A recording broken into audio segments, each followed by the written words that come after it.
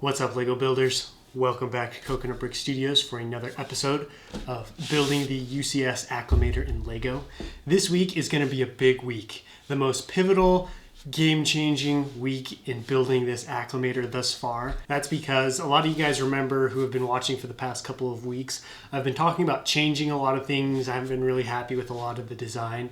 And so last week, in fact, I actually decided to restart and redesign pretty much everything, starting with the frame.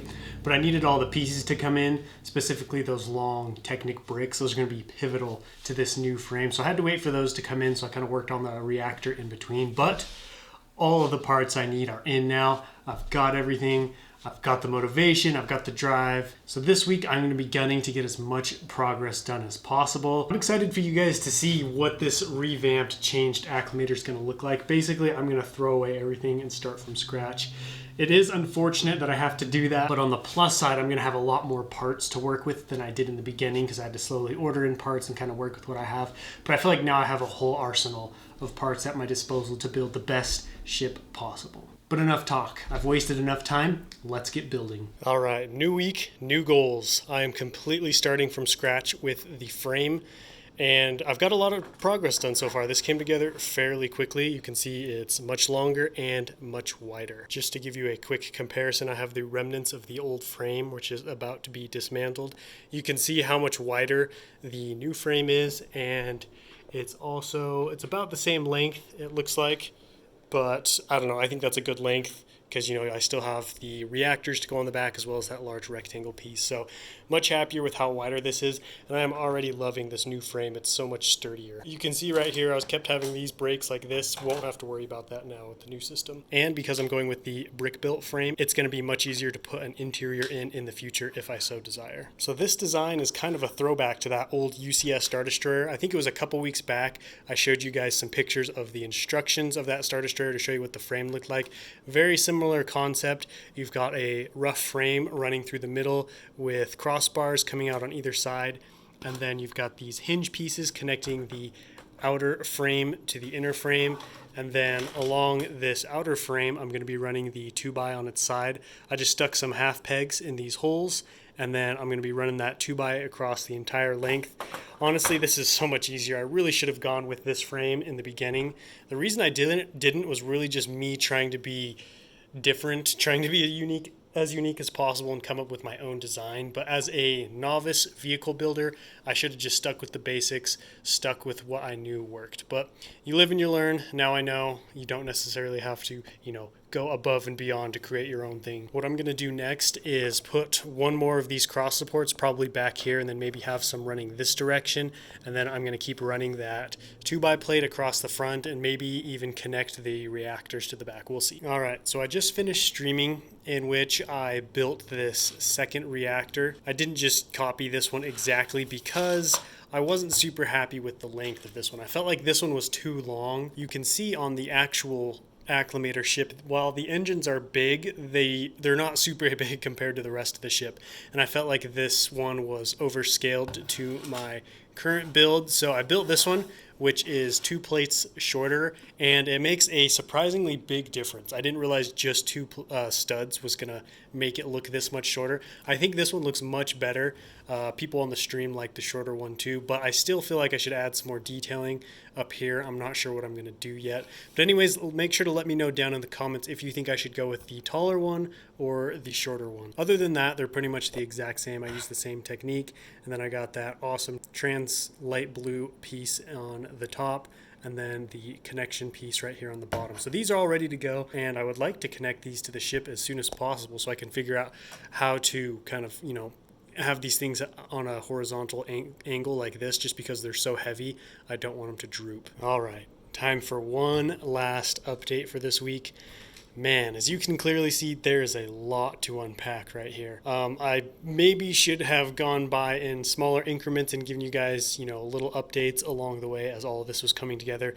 But with how the last 4 episodes have gone, and just kind of like how little progress was made, and it seemed like I'd be tearing stuff apart and needed to change a bunch of things, I just wanted to get a lot of progress done before I showed you guys what was going on, just so that I could, show you guys progress is being made, and I do have a plan to finish this. As you guys can see, this is pretty much a completely new design. Really, there aren't really any similarities other than I kept the logo and then I've got the stripes. But other than that, I pretty much had to scrap everything. The first thing, and probably the coolest and most important breakthrough I had and want to go over with you guys, is how I built this middle section right here. As you guys know, one of the big struggles I was having with this was trying to make the Acclamator wider, and no matter what kind of wedge plate I was using, I just couldn't seem to get a wide enough angle. The Acclamator always looked way too skinny, and I was getting pretty frustrated, honestly. And then I had a major breakthrough. I was referencing that Acclamator once again that I've referenced a couple of times on Rebrickable, and I noticed he did something very interesting and very cool with his Acclamator that allowed him to use the same wedge plates that I was using, but make his Acclamator much, much wider than mine. And that was, he didn't line up these outer plates with this middle part directly. That's going to be a little hard to explain, but as you guys can see here, these two sides aren't connected to this middle piece at all.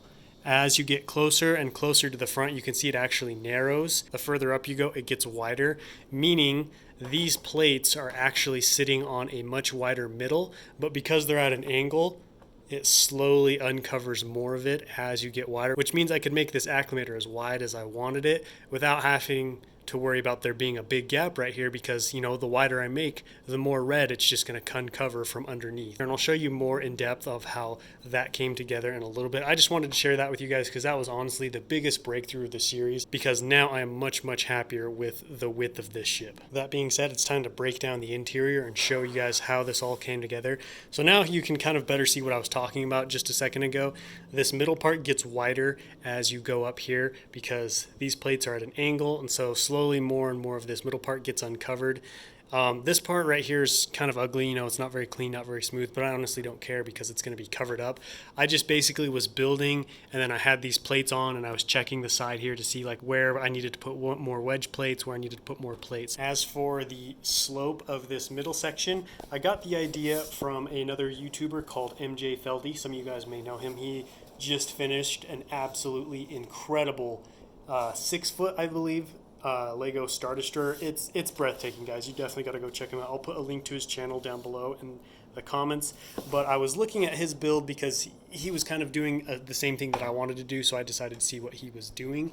And he's got like a middle piece with some Technic bricks that basically just ran from like the middle of his ship down to the front. So I did something similar with mine. You can see mine starts there. It's not very long. It only runs to here. The rest of this is just free floating, but it's still pretty sturdy. You can see I can't really shake it around without moving the whole ship. And then I just secured it to the main frame using these Technic pieces. I'm not sure what the real name is.